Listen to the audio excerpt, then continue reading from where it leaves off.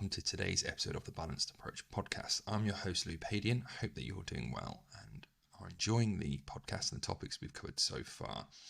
These podcasts are released every Monday, Wednesday and Friday, so be sure to subscribe wherever you are listening to be kept up to date. So today we're going to be building on the last episode where we discussed basically how to make sure your new resolution sticks. And this was that we touched on in previous episodes, but I thought it was really important to discuss today, as people will be undertaking new habits, behaviors, and we'll be looking at the 4 laws of new or changing your behavior.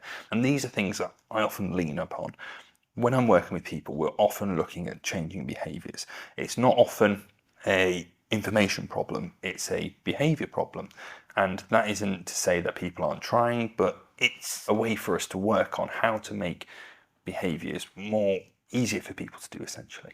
And these 4 steps are something that I used to have it written on my laptop. I created a sort of a skin for my laptop and a few reminders on there around phrases and things like that. And this was one of the reminders, and it was these 4 things. So number 1 is making it obvious.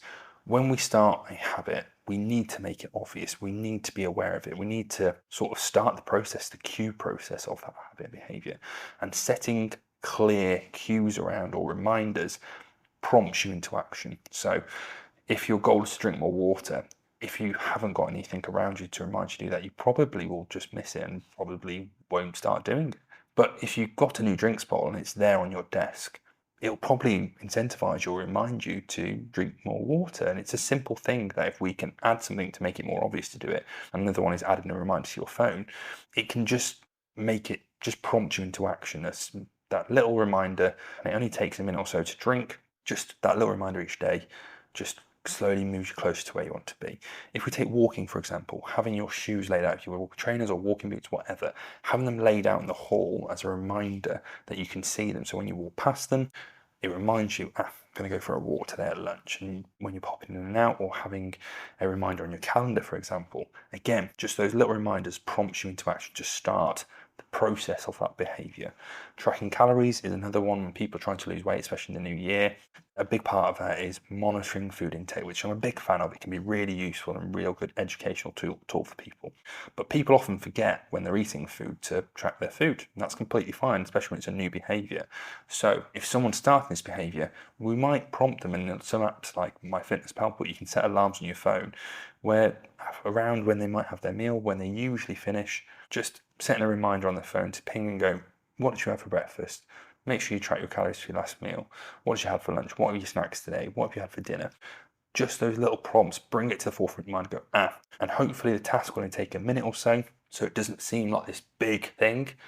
And it's just that little reminder prompts you into action, and eventually you'll build that habit by yourself. But to start it, that prompt is really useful. Another common one around starting the gym, laying out your gym kit the night before if you're going to the gym in the morning, or having your gym bag in the back of your car if you're going after work. Those sort of things, just having that visual reminder just reminds you and can act as that visual sort of reminder to start the process or take you on the process to building that new habit.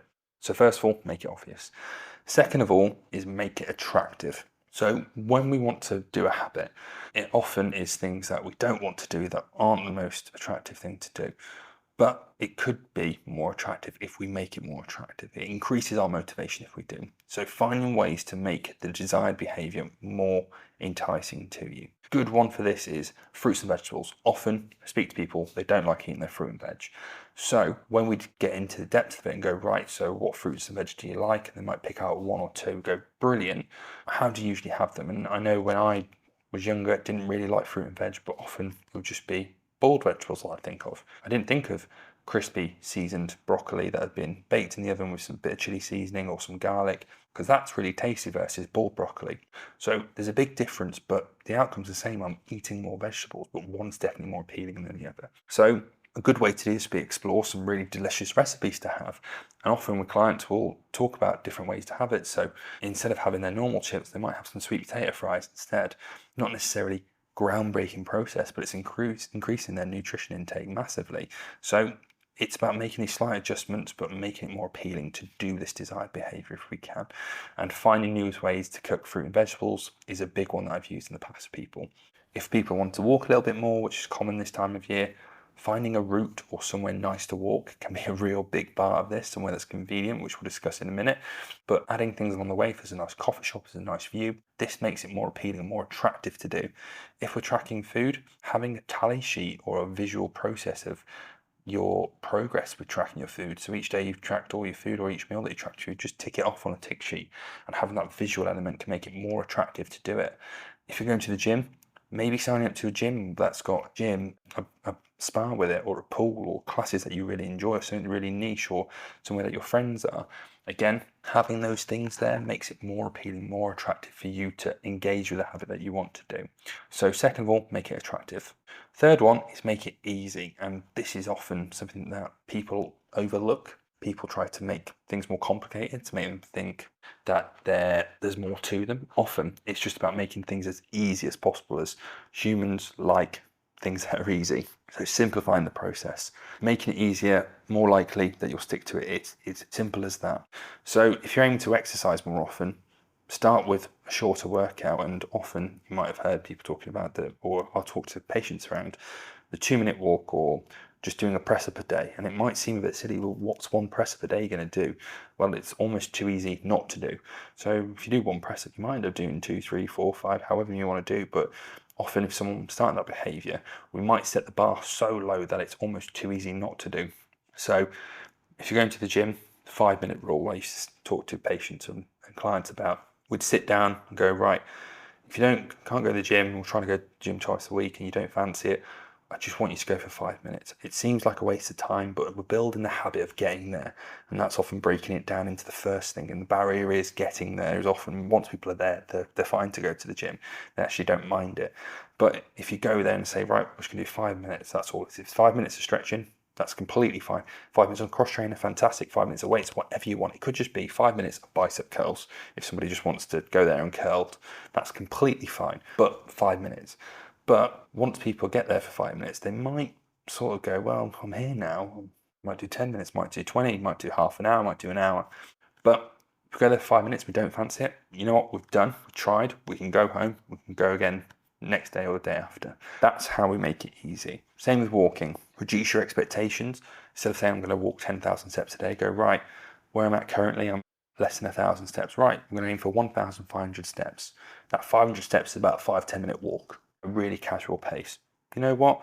Most people go, well, I want to walk more than that. Well, you know what? If we just build consistently getting out for 5-10 minutes a day, then we can build the volume. It's the consistency that often people struggle with. So setting the barrier really low, just going, right, even I'm going to walk to the end of the road and back. That can be my daily walk. If I don't fancy it when I get to the end of the road, I can turn back. But often when people get to the end of the road, they're out now, they've got the shoes on, they've got dressed, they might have a coat on, they've already closed the door, they've locked the door. Well, I might go out a bit further. And that's psychology we need to build there. So starting at a really easy place. Tracking food, if we're going back to that, using barcodes, make similar meals. This is often something that I encourage clients to do, is that it's a bit of a faff when you start using these apps to get familiar with it. And if you're searching for foods on these apps, because they're all sort of have a huge database, and find the right food, having foods that are more similar than not. So having 2 or 3 breakfasts, 2 or 3 lunches, 2 or 3 dinners, as humans are a bit easier to make, but when you're tracking them, they'll be in your recents. Usually a lot of these apps will have sort of a recent file. So when you go to search, we'll go, these ones that you recently had. If you're having similar meals, it just makes it a bit easier to get in the habit of tracking your food a bit more. Going to the gym, we want to make it as easy as possible. So finding one that's really easy and convenient for you to get to, one that maybe a friend goes to, or that you have a plan, so when you go to the gym, it's easier to you don't have to think about what you're doing. Or maybe you're going to the gym and you meet a personal trainer to help with your workouts. Trying to make things as easy as possible means that we're more likely to do them. So third one is to make it easy. The fourth and final one is to make it satisfying.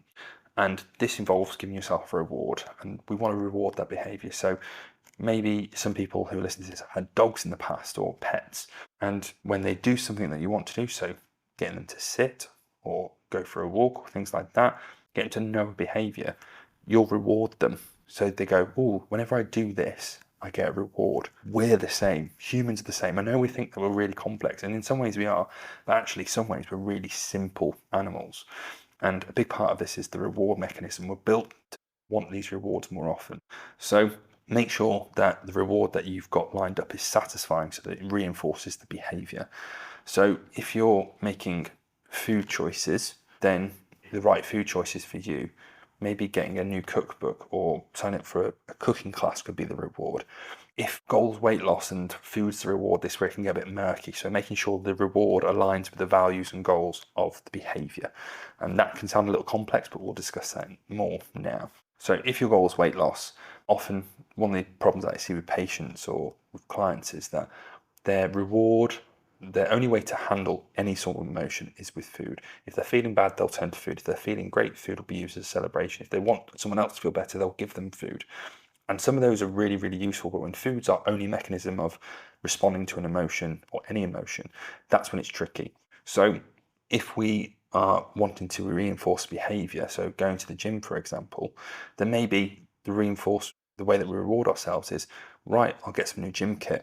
Maybe I'll book a weekend away, or I'll sign up for that fitness retreat, or I'll book myself in for a PT session with a PT that I've wanted to work with, or I'll sign up for coaching with someone online. If you want to track food and you're being really consistent with tracking your food, then maybe a cinema night and you can track your food there, or a day out, or maybe a cookbook or some kitchenware.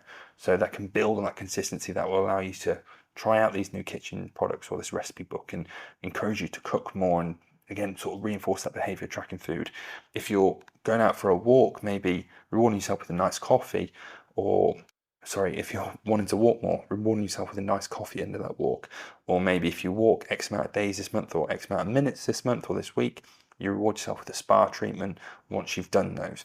So there's all different ways that we can reward behavior, but making sure those rewards align with the goals is really, really important. So quickly whiz through them again. First of all, make it obvious. Make sure that it's really obvious to start the process, that you're getting those visual reminders around the place. So either on your phone, with your eyesight, it might just be in your vicinity. But those things like water bottles for drinking are really, really useful and effective. Second of all, make it attractive. We want to increase your motivation as much as we can, and making it attractive is a big part of this. So we want you to actually want to do the behavior. So if it's eating more vegetables, for example, making sure those vegetables taste really nice, that you're going to eat more of them, therefore it's increasing your veg intake and your nutrition intake. Number 3, make it easy. Like I said, we are really simple animals. Let's make it as simple as possible. If you make it too complex, we go into overdrive a little bit. So making it simple, making it almost too easy not to do, entices you to build the habit and build that consistency, and consistency is the thing we're looking for. And last of all, not least, once you've done the behavior, make it satisfying. Make sure that you've got a reward lined up that aligns with your values and goals of what the behavior is trying to achieve. So thank you very much for watching or listening to today's episode of the Balanced Approach podcast. If you'd like access to the free resources mentioned in this podcast, then just drop me a DM on Instagram at Louis Padian Nutrition. If you would be interested in getting healthier and happier in the new year, remember to join the waiting list by clicking the link below. It will be open from Boxing Day and will help you unwrap healthy habits into the new year.